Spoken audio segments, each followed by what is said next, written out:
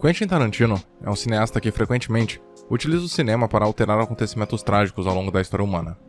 Em Bastardos Inglórios, um grupo de judeus consegue matar nazistas notórios, incluindo Hitler, dentro de um cinema no qual os personagens literalmente combatiam fogo com fogo. Em Era Uma Vez em Hollywood, ele salvou Sharon Tate, uma das mais promissoras e reconhecidas atrizes da década de 1960, de ser morta por uma seita liderada por Charles Manson. Ao invés disso, seus agressores foram assassinados. Portanto, se a história não pôde fornecer a justiça que suas vítimas mereciam, o cinema o faz. A violência em seus filmes surge quase como um processo de catarse, uma maneira de expurgar a revolta sentida mediante um sistema que subjuga outros. Em Django Livre, Tarantino confere ao personagem título a chance de tomar o poder em suas mãos e lutar durante o período da escravidão nos Estados Unidos. O longa se passa na época conhecida como Antebellum, ou seja, o momento anterior à Guerra de Secessão, também denominada Guerra Civil Americana. Um dos principais motivos para a eclosão do conflito foi um desacordo entre o norte e o sul dos Estados Unidos. O primeiro era uma sociedade mais industrializada e defendia o trabalho livre e com salário.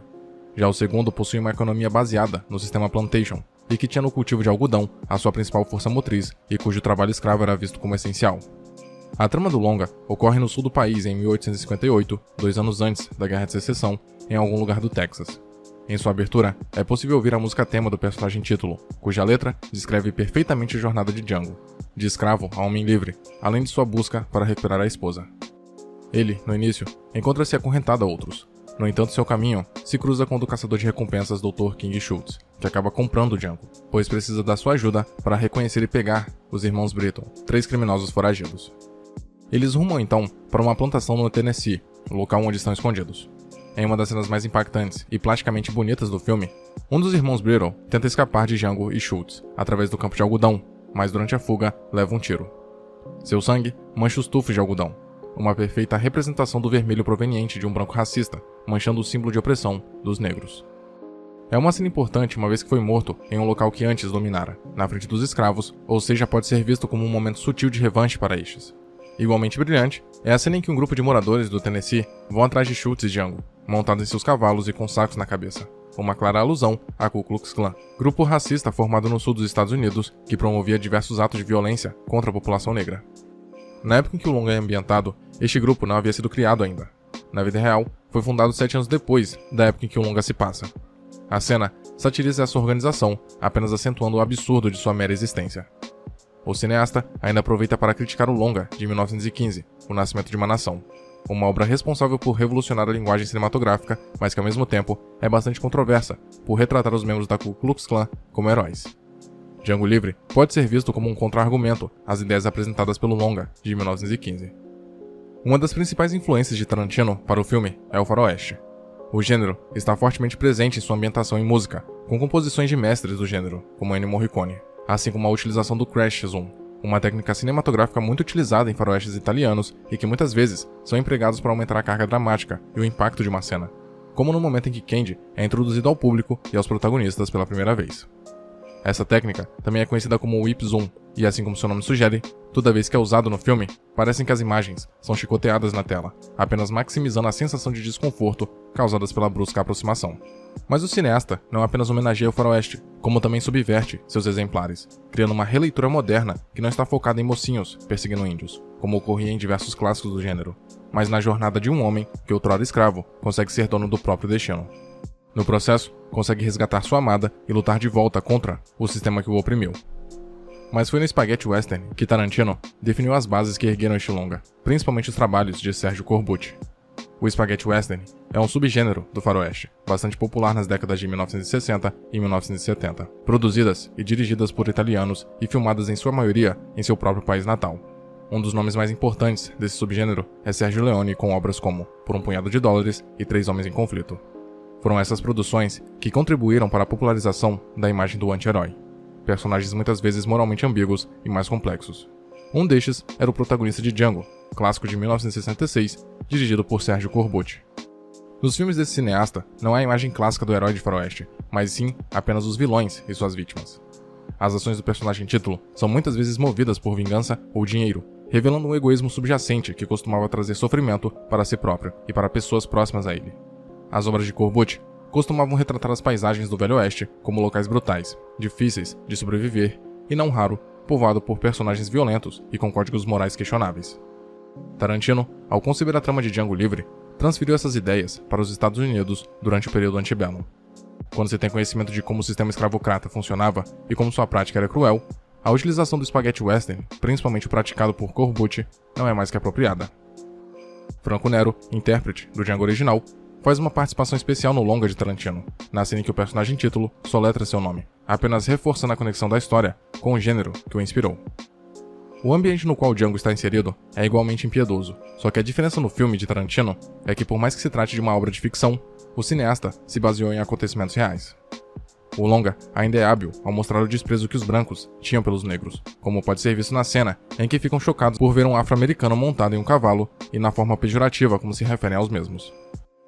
Um dos personagens mais desprezíveis do longa, Calvin Candy, dono de uma vasta plantação no Mississippi, incorpora perfeitamente a ideia supremacista de que os negros são inferiores a ele. Candy julga que os mesmos só servem para trabalhos braçais ou para lutas de mandingo brutais, que acabam acarretando na morte de um dos oponentes. Em uma das mais brilhantes ironias do filme, Candy, que se julga intelectualmente superior em relação a seus escravos, é um francólio que sequer é capaz de falar a língua francesa, enquanto que Brunilda, esposa do protagonista, é fluente em alemão. Mesmo em um filme violento como este, Tarantino demonstra inteligência ao virar a sua câmera no momento em que um escravo é devorado por cães, como se não quisesse dar à plateia a satisfação de apreciar aquela cena brutal.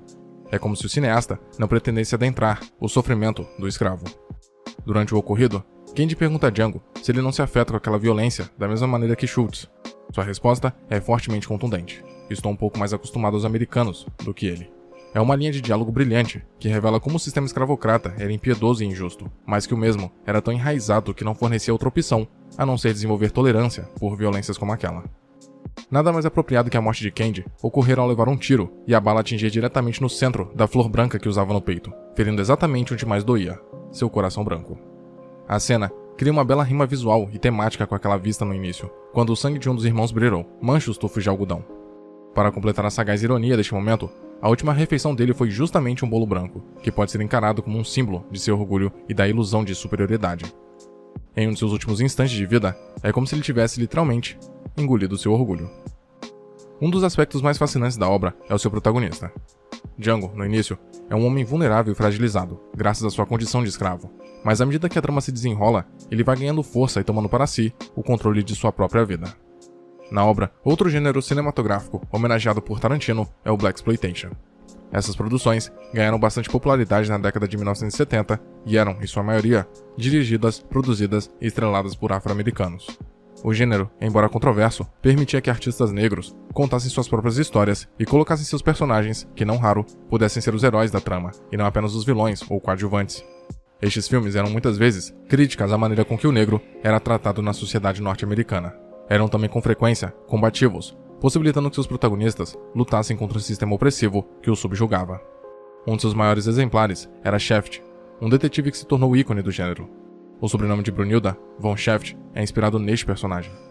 A questão da identidade é muito importante para a obra, e nada melhor para representar este conceito do que o nome.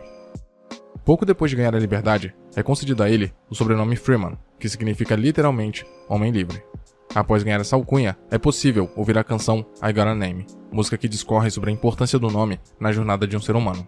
O verso, seguindo em frente para a vida não passar por mim, descreve perfeitamente a história de Django, alguém que está em constante movimento para sobreviver, mas que começava a trilhar os primeiros passos rumo à emancipação e cujo nome era fundamental para este processo. Após Candy ser morto, dá-se início a um tiroteio que no princípio ocorre sem música. Quando Django vê dois serventes negros serem baleados, a canção Unchained praticamente explode em cena, intensificando o momento de revanche do protagonista. O fato da música ser um remix das canções de James Brown e Tupac Shakur apenas ressalta a força não só do personagem como da cultura negra, cada vez mais influente nos Estados Unidos. Para completar sua revanche, Django explode a mansão de Candy, um dos símbolos máximos da opressão, enquanto usava as roupas do mesmo, se apropriando, portanto, de seus objetos para destruir seu legado de exploração e crueldade. Quentin Tarantino concebeu uma fantasia de vingança que busca reparar eventos históricos atrozes, conferindo força a um grupo, outrora oprimido. E por mais que fantasmas do passado ainda persistam, a obra é um grande demonstrativo de que não é possível alterar a história, mas que o cinema, ao menos, pode consertar os erros para garantir que o futuro não se espelhe no passado.